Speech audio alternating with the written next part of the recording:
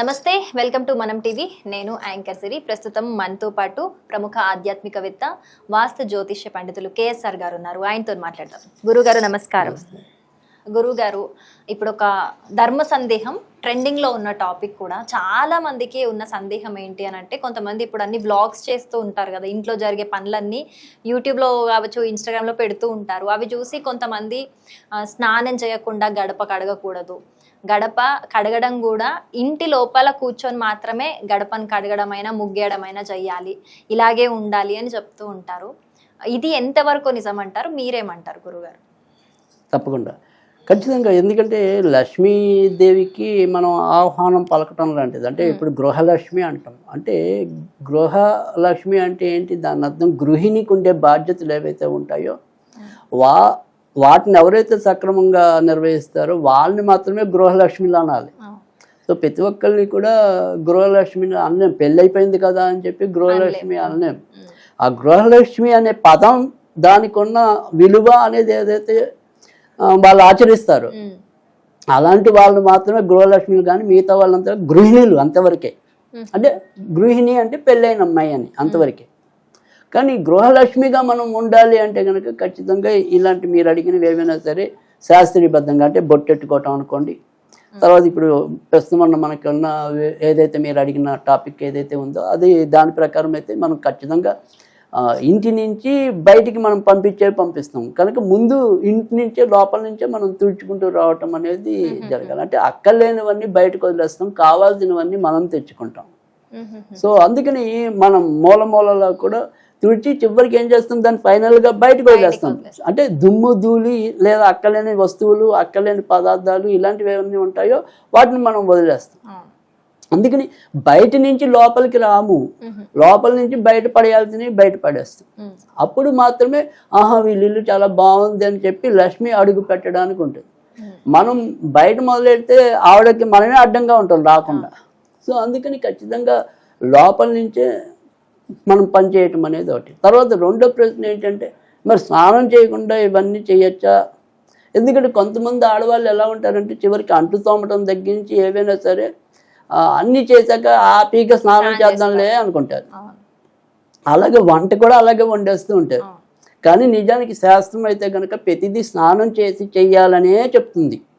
అంటే వీళ్ళందరూ కూడా ఇలా ఒక గడప అనేది పక్కనట్టండి, అది ఎప్పుడు వారానికి ఒకసారి 2 వారాలకు ఒకసారి చేస్తూ ఉంటారు. కొంతమంది నెలకోసారి చేసే వాళ్ళు కూడా ఉంటారు. కానీ ఈ వండటం అనేది ఏదైతే ఉందో స్నానం లేకుండా కూడా వండే వాళ్ళు ఉన్నారు. అంటే అన్ని పనులు అయిపోయాక తీరిగ్గా నెమ్మదిగా చేసుకుంటాంలే, చెమట పడుతుందని మొత్తం చేశాక స్నానం అలా అనుకుంటారు. కానీ అది కరెక్ట్ కాదు మనకి. అది ఎప్పుడు కూడా, ఎందుకంటే ప్రతిదీ కూడా మనకి హిందూ ధర్మంలో మనం దేవుణ్ణి వెతకలేని పదార్థం లేదు. సో ప్రతిదీ మనకి దేవుడితోనే సమానం. మనం అవతల వాళ్ళని నమ్మినా నమ్మకపోయినా. అంటే వీళ్ళకి చెట్లు పొట్లు అన్ని దేవుళ్ళే అని వేరే మతం వాళ్ళని మనం ఏసడించుకోవచ్చు. ప్రతి దాంట్లో దేవుణ్ణి చూడగలిగే గొప్పతనం మనకే ఉంది. సో అందుకని ఇక్కడ మనకి ఏదైనప్పటికీ కూడా అన్నం వండుతున్నామంటే అన్నం పరబ్రహ్మ స్వరూపం అన్నాం. మరి అన్నం పరబ్రహ్మ స్వరూపాన్ని మనం ఏమంటాం, స్నానం చేయకుండా ఏం చేయకుండా ఎలా వండేస్తున్నాం, ఆ గిన్నె ఈ గిన్నె పెట్టేసి. సో పైగా మనం తినే పదార్థమైనా శుచిగా శుభ్రంగా ఉండాలి కదా.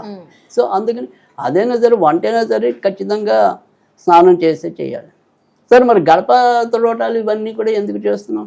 లక్ష్మీదేవి రావటం కోసమే కదా. మరి అలాంటప్పుడు అక్కడ కూడా ఖచ్చితంగా స్నానం చేసే చెయ్యాలి.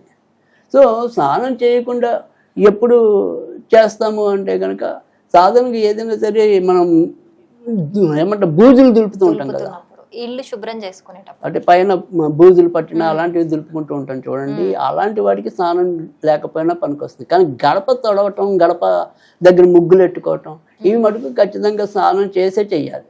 ఇంకొక సందేహం గురుగారు, ఈ గడప గురించి వచ్చింది కాబట్టి కొంతమంది ఇప్పుడు శుక్రవారం రోజున ప్రతి శుక్రవారం గడపను కడుగుతారు లక్ష్మీదేవి కోసం అనుకుందాము. కొంతమంది ఏం చేస్తారంటే, ఈ వర్కింగ్ ఉమెన్ లైఫ్ స్టైల్ వచ్చినప్పుడు కావచ్చు, పొద్దున అయ్యేసరికి కొంచెం టైం పడుతుంది కాబట్టి హడావుడి అయిపోతుందని ముందు రోజు పడుకునే ముందే మంచిగా తుడుచుకొని రాత్రే గడపను మొత్తం కడిగేసి ముగ్గులన్నీ పెట్టేసుకొని బొట్లన్నీ పెట్టేసుకొని పడుకుంటారు.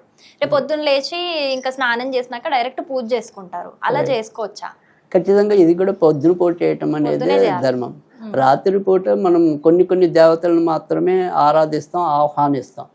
సో అందుకని ఖచ్చితంగా రాత్రిపూట లక్ష్మీదేవికి ఎప్పుడు కూడా పగలు శ్రేయస్కరం. అంటే అసలు లక్ష్మీదేవి అని మనం ఎందుకు అంటున్నాం అంటే కనుక లక్ష్మి అంటే ఏంటి? సంపద, శ్రేయస్సు. అంతేగాని ఆ సంపద శ్రేయస్సు దుర్గాదేవి అయినా ఇవ్వచ్చు, సరస్వతి దేవి అయినా ఇవ్వచ్చు, ఎవరైనా ఇవ్వచ్చు. కానీ వీటన్నిటినీ కూడా మనం లక్ష్ములు అంటున్నాం. సో అందుకని లక్ష్మీదేవి ఎప్పుడు కూడా పగటిపూట ఉండే దేవత. అంటే మనకి ఎప్పుడైనా సరే వెలుగుని ప్రసాదించే దేవత, అది చీకటి కాదు కదా. సో అందుకని మనం ఖచ్చితంగా పగటిపూట చేయటం అనేది శ్రేయస్కరం. సో ఒక్కరోజు మీరు ఎలాగో బ్రహ్మముహూర్తంలో 5 6 లేవలేమా, ఒక్కసారి చేస్తే చాలు. అంతేగాని రాత్రిపూట మనకి సమయం కలిసి వస్తుందంటే సరే, మరి పెద్దానికి అలా ఏదో ఒకటి మనం అలా చెప్పుకుంటూ పోతే కనుక ఏది మనం పూర్తిగా ఆచరించలేం. సో కానీ ఆచరించగలగాలి. ఇప్పుడు మన వీలుని బట్టి కాదు కదా శాస్త్రం అన్నది. మనం అలా మన వీలుని బట్టి మనం రాజ్యాంగాన్ని మార్చుకోవడానికి అవుతుందేమో కానీ సనాతన ధర్మాన్ని మార్చుకోవడానికి అవుతుంది.